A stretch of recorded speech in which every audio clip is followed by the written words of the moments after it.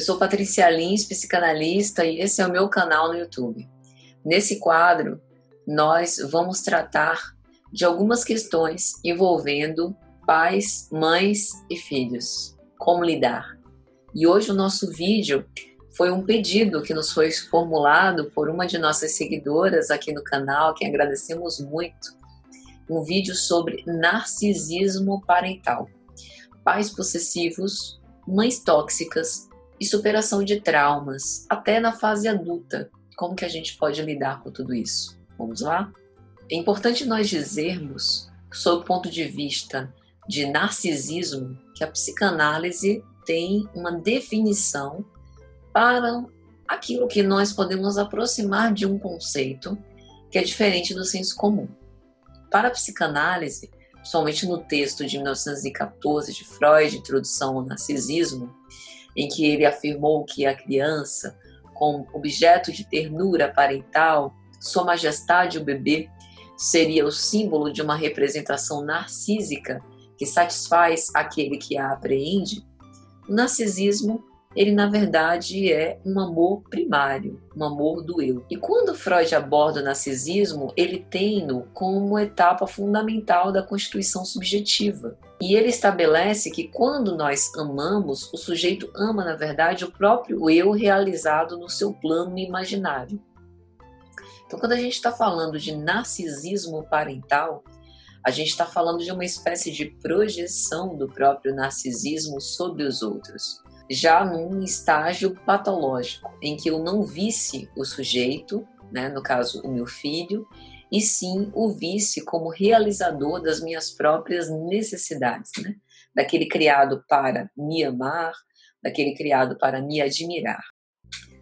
Inclusive, num trecho dessa obra de introdução ao narcisismo, Freud vai falar que o comovente amor parental, no fundo tão infantil, não é outra coisa senão o narcisismo renascido dos pais, que ao se transformar em amor objetal, acaba por revelar inequivocadamente sua antiga natureza.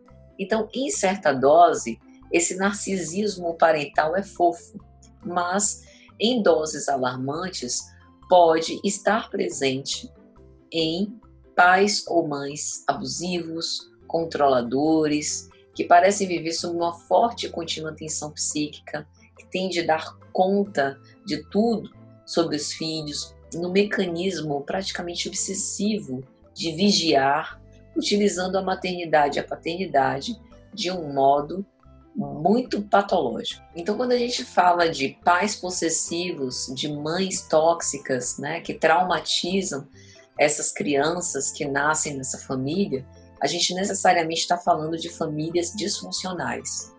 Quando a gente fala de famílias disfuncionais, o ideal seria uma célula familiar onde fosse prezado o amor e o respeito, transformando aquele ambiente num ambiente sadio. A gente já falou algumas vezes que aqui quando a gente fala de pai e mãe, a gente está falando das figuras que exercem a maternidade, a paternidade, e não necessariamente falando de uma heteronormatividade, né? Mas, infelizmente, nem todas as famílias são mentalmente sadias. Então, esses ambientes disfuncionais podem dar origem a abusos. Abusos verbais, numa espécie de humilhação com palavras, de usar palavras para ferir, que pode, inclusive, ter ardis bastante sutis e disfarçados. Abusos emocionais por omissão, que implica em ignorar as necessidades emocionais da criança, que inclui manipulações, né, mentiras, terrorismos psicológicos, abusos físicos, de negligenciar a criança na forma de se alimentar, de orientar a se vestir, de cuidar, ou abusos físicos por excesso, né, por constranger a criança a fazer só o que quer, né, sem que ela tenha expressão dessa subjetividade. Abusos físicos pela ação de agredir fisicamente a criança, abusos psicológicos, né, de atormentá-la por essas manipulações psicológicas, abusos sexuais, que podem ser sem contato, de expor essa criança a um conteúdo sexual, como revistas, filmes, né? Abusos com contato, que podem começar com brincadeiras de uma forma não muito explícita, mas velada. Aí a gente deixa para falar sobre isso num vídeo mais à frente. Mas o que é esse narcisismo parental, né? Esse abuso, essa toxicidade dos pais? É, na verdade, um retrato de um transtorno de personalidade, né? Que em geral envolve sentimentos exagerados de alta importância, fantasias de poder desses pais, de ser o centro das atenções, de um senso de que tem que ser obedecido de qualquer modo, falta de empatia e uma atitude muito arrogante. E o que acontece com os filhos é que, em geral, há um grande repúdio de aceitar esse narcisismo parental, de aceitar que os nossos pais possam ser diferentes daquelas figuras de amor que a gente vê, né? Do pai que é herói, da mãe que é protetora. Então, em geral, a gente tenta negar isso e entende que o pai e a mãe só quiseram nos dar amor, mas às vezes não acertaram na dose. Então, há uma grande não aceitação de que o pai e a mãe, em alguns casos, efetivamente podem ser incapazes de amar, de serem propositadamente nocivos. E aí o que acontece? O lar acaba se tornando um grande cativeiro, é onde as agressões acontecem, né? Então, um local de conflito, de agressões, de medo, é quase uma prisão domiciliar. De crescidos, né, já adultos, esses sujeitos podem, por gatilhos, ou seja, qualquer coisa que dispare esses traumas, essas experiências traumáticas, lugares, pessoas, imagens, palavras, sons, cheiros que evoquem de novo na lembrança todos esses pensamentos. São uma espécie de flashbacks, como se fosse um transtorno de estresse pós-traumático, que acabam desencadeando todas aquelas sensações. Em algumas pessoas também há a codependência, que é quando o sujeito que viveu esses abusos prefere uma mãe ruim a tolerar a inexistência dessa mãe e acaba encontrando, ou do pai, né? Acaba encontrando desculpas. Não, mas todos os pais são assim, têm defeitos, têm famílias piores. É uma espécie de vinculação emocional difícil de se desligar. Então, muitas vezes, essa criança é uma criança alegre, carinhosa, dócil, empata, né? Mas muito introvertida e por isso fácil de manipular. Geralmente conserva muitos medos, inquietações, confusões.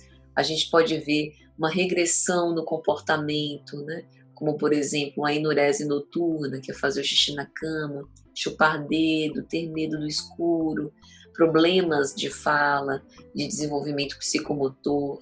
Podem haver também tentativas de suicídio, comportamentos desequilibrados, a criação de um mundo à parte para fugir da realidade, como um mecanismo de defesa, né, de não conseguir enfrentar tudo isso, a fantasia de ter outra mãe ou de ter uma imagem de mãe bem diferente. E quando vai crescendo, ter um sentimento de inadequação, de isolamento, dificuldade de se socializar, uma insegurança muito grande, dificuldade de dizer não, forte dependência emocional por outras pessoas, que acaba transferindo, né, desses pais a outras pessoas, geralmente de comportamento esquivo, que tenta não falar da sua opinião para evitar conflitos, acredita que a sua missão é proteger e defender os pais até o fim, porém não sabe se defender, pode perder contato com a realidade, se tornar incapacitada, reviver e sentir que os pais ainda continuam falando na sua mente,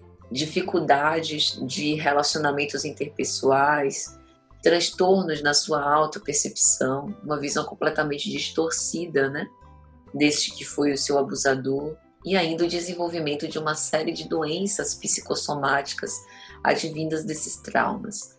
Então, como lidar com tudo isso, né? Bom, aí a gente precisa direcionar a nossa reflexão. Se você está vivendo agora essa situação de narcisismo parental na condição de filho, né?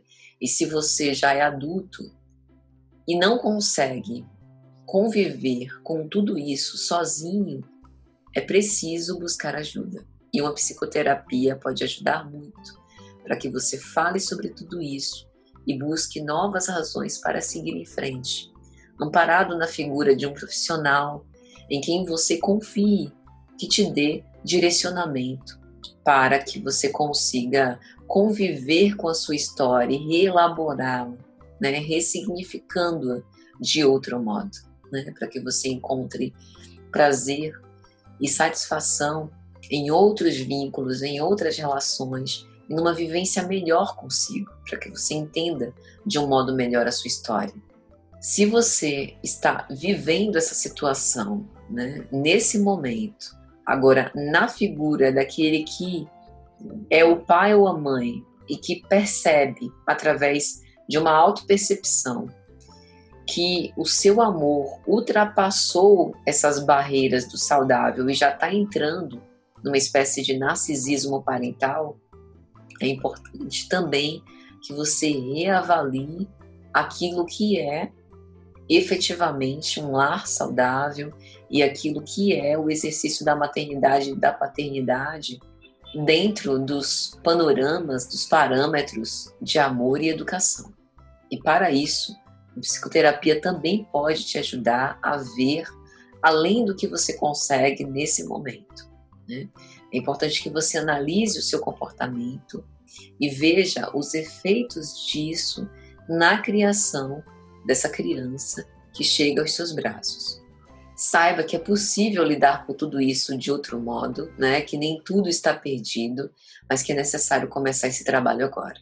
E se você sabe de alguém que vive essa situação, né, de um forte narcisismo parental, de abusos psicológicos, de abusos físicos, abusos sexuais, de outra ordem, há um canal que todos podemos denunciar esses abusos para proteger crianças e adolescentes. É missão de todos e não apenas dos cuidadores, porque nós precisamos cuidar da infância enquanto sociedade. Então você pode discar 100, é sigiloso, ou então você coloca no Google e você já vai ter acesso ao link direto. Então é isso, eu sou Patrícia Lins, psicanalista. Este foi o meu vídeo do quadro Pais, Mães, Filhos, Como Lidar, Narcisismo Parental, Pais Possessivos, Mães Tóxicas, Superação de Traumas. Um grande abraço a todos e espero vocês no meu próximo vídeo.